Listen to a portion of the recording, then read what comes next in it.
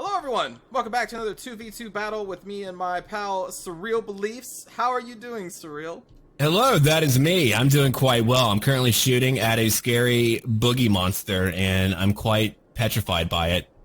Yeah. Yeah, they're called what'd you call it? Doesn't matter. What is your army that you brought today? Alright, well today I brought in a dwarf build, and unlike our counterparts here, the vampire counts and the Imperial player, I decided to bring in a army of melee-centric dwarves here. We like to drink our ale, we like to shoot things, and we believe in freedom, I think. Alright, well, anyway, I brought in a bunch of dwarf warriors, and I wanted to reinforce them by having the long beards. They're older dwarfs, and they can reinforce them with their aura, because they're old grumblers. It's a trait they have. And then I brought in one Ironbreaker group, because they are incredible, but they are a fine tool to be used on their own. I brought in a runesmith, because they are incredible. You should bring one in every dwarf army ever. I am team runesmith for sure. I brought in a flame cannon because they have been buffed up, but unfortunately on a bigger map it's kind of hard to use them. And I brought in a cannon. What did you bring? I also brought in a flame cannon because I wanted to try it. I brought in 2 Ironbreakers with flamethrowers. I brought in some dwarf warriors, 2 thunderers, a runesmith because I'm also team runesmith. I brought a generic dwarf lord. We also have a couple miners with blasting charges and a couple longbeards again because you said they are the old grumblers, and that is really nice trait to have. And right now we're just trying to get into a position to fight off these vampire counts that are coming at you.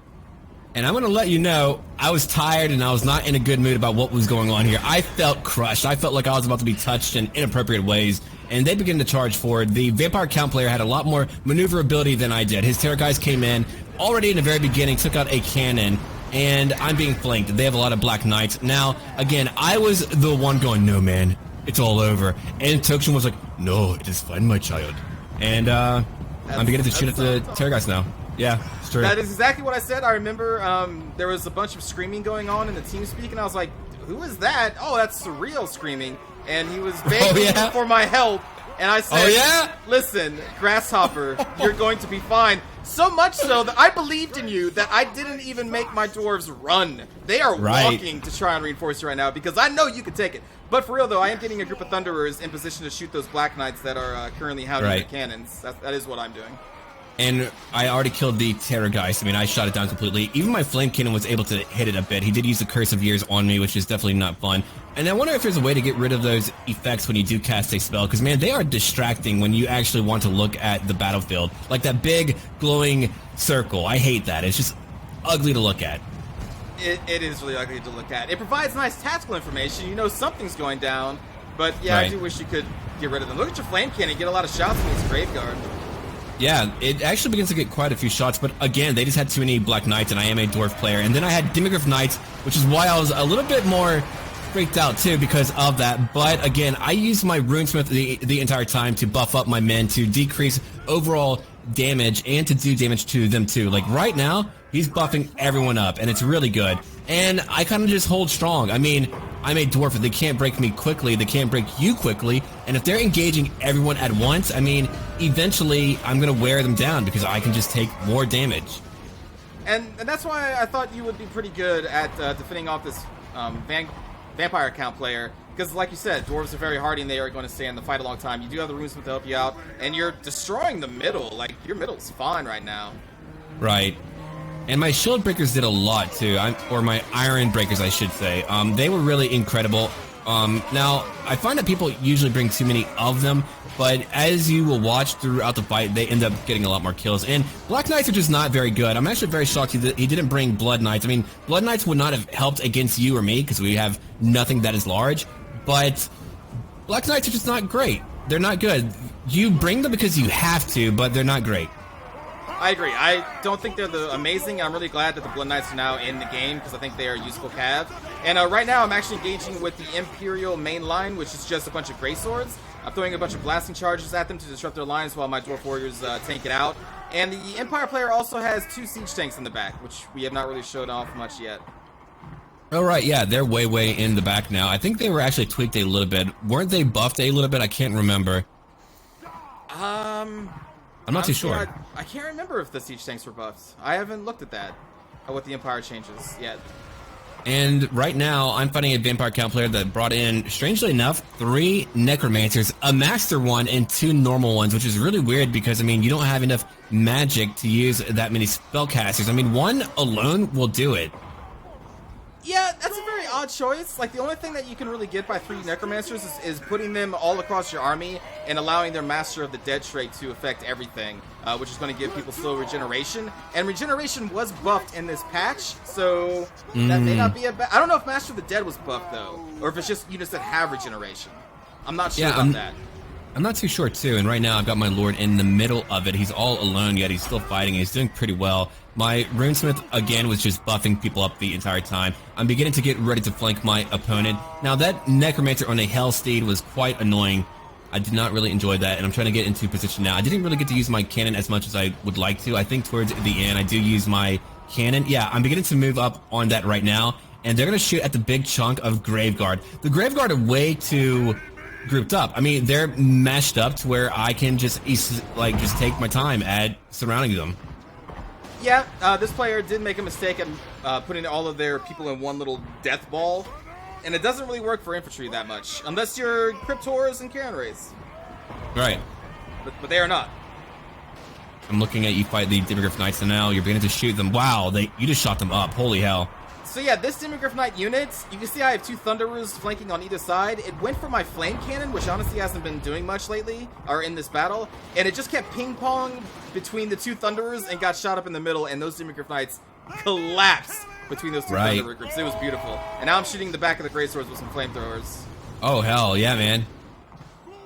I mean, they're not getting a lot of kills, but I'm sure that's actually affecting their morale. Like, I'm looking at their morale quite a bit, and yeah, they're taking a lot of damage. And they look so cool. Like, honestly, the flamethrowers don't do much against heavy armored units. They don't really have any armor piercing, but it still looks cool. And yeah, it that's does. all I it's really all care about. Right, exactly. And I think here's where we're beginning to win a little bit more. My cannon should be shooting right now at the big group of Graveguard. That or I'm hitting the steam tank. I can't remember. But yeah, I was a little bit worried in the very start, which I think is a little bit understandable. I am not really a dwarf player. But I will try them more. I do want to try to get the Flame Cannon to work. I mean, I've been told that it works a lot better now. Clearly, we couldn't really try that out in this fight. I don't know if, like, you could really get that to work in multiplayer fights, though. I mean, you can't really let them come to you. The range is still way too short. It's definitely a harder tool to use for the dwarves, because of its short range, like you said. But yeah, I do want to try it in the future, because it was buffed, like you said, and I think it potentially, against certain armies, it can do really well, like that Death Star that we keep talking about for the vampire counts. I think it can do really well against those. I'm looking at it right now, and you're beginning to flank them with your Iron Drakes, and they're just shooting them up right now. And that Steam Tank, yeah, they're just kind of getting a lot of kills, but I mean, they're not close enough to actually cause terror. And if you're going to bring a Steam Tank, yeah, you want them to shoot, but you also want them to cause terror. They're buffy and tanky as hell. They're tanky as hell, and you would want them to soak up a bit of damage, but no, they kept their tanks in the very back, and that really didn't help out the Imperial player at all. Not at all. In siege tank fights, I think it's best that the siege tanks are directly behind your infantry line, because like you said, that's the way they're going to be in range for their fear and terror effect, which is something that they do have, but did not get utilized in this battle. I don't even know if that player realized that they have fear and terror, to be honest, or else they just didn't care. Now, my guys are all grouped up, so he's beginning to get quite a few kills. And I did notice your Iron Drakes have killed a lot of their own kind in our current fight. They killed a few of your men, and they killed a bunch of mine, too. Huh. They went down in a blaze of glory. It's fine. Right. Yeah, great. All right, we're reaching the very end now, where you're beginning to end the Empire player. Yeah, I got a couple shots off on these Gracers that are going to be chasing me, and I'm going to send a group of Dwarf Warriors here to intercept them soon. And really all they have left are the siege tanks at this point, and they are unbreakable, so we're going to have to destroy them. Yep, and right now I'm finishing off the Necromancer, one of many. And there are many, there's always many. Here they go. Do you know what we need to do at some point? We should probably do a stream for multiplayer. We're like, hey, come fight us IRL. Yes, come fight us IRL. Yeah. That could work. The problem with streaming, I've thought about this before, the problem with streaming is that sometimes it just takes a long time to get a multiplayer game going at all. Yeah, There's going to be a lot of waiting around. Well, like, the change up, though, is that we would let people know the stream or, like, the game room name, and they would join then, and it wouldn't take as long then. That's true. Because, yeah, I've had a few people bring that up, which is why I did bring that up, because a lot of people have gone, hey, you should probably do that. But oh my god, that tank went right through my men. Or, no, your men. Your dwarves. It's a hefty machine. Ah! Look at that. But I think your cannons are shooting it up right now. Yeah. As usual, my cannon is kind of... Yeah, I have 2 crews left, like in our previous fight. And they're shooting a lot, and they're doing a lot.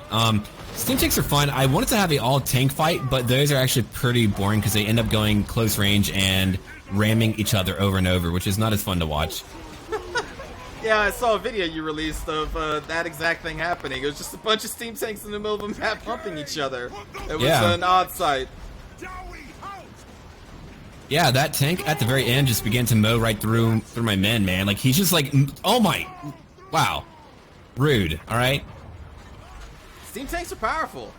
They really are. But, like, it's more of a thing to see now that there is blood, so it actually feels like they are not just doing a dry hump. Now, it's a wet hump. Oh, God. What? Yeah, huh? it's something. Yeah. Yeah. So these steam tanks, they're getting destroyed. Eventually. One day. Man. Come on. We got it. And then there's just the one in your army now. Yep. I'm waiting. I'm trying. Shoot it up with a bunch of and crossbows. Gone. Okay. Yeah, okay. There we go. The battle finally ended. But again, a lesson to always learn for every multiplayer fight is that you need to really think about what you can micromanage, and you want to use everything together. And even if you're not able to talk to your teammate, because I will say that, like, usually when Tokshen and myself play, we're actually pretty quiet. Like, we will relay a little bit of information here and there, but we're actually not talking the entire time. We're focused on trying to micromanage because it's a very fast-paced game, so we're just trying to make things work. But even if you don't know who you're playing with, like, these two guys went for very elite builds, but they didn't really work together. You definitely need to at least try to join up with your teammate and work from there. And also, you just need a lot of tools at your disposal. Like you said, they went for an elite build, but the line of greatswords, even though they got a lot of kills, I had so many more dwarves than they did. I had more tools to use that it wasn't enough. Right. Things like greatswords and demigryph knights and steam tanks, they're all kind of more supportive role. You still do need bodies on the floor. A really common tactic is for your swordsmen to put spearmen in front of them. The spearmen will take the charge of the enemy, and then your greatswords can charge in behind the spearmen. Right. And they're not going to get that charge from the enemy infantry, so they're going to be tougher in the initial fight. Right. So try that.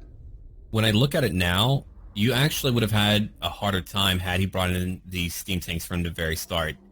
Now, yeah, you could have shot them up, but I mean, look at the kills of these steam tanks. They got a lot, but that was only at the very end when everyone else died. Had they brought them in the very beginning, then that would have changed things up. Because, I mean, if we look at what they did to your lines, man, you weren't really able to get a lot of kills in a melee fight outside of your Longbeard group, or your Longbeards with a great weapon. And that definitely could have changed things up. But again, you had a guy who brought in a bunch of tools who didn't use all of the tools together.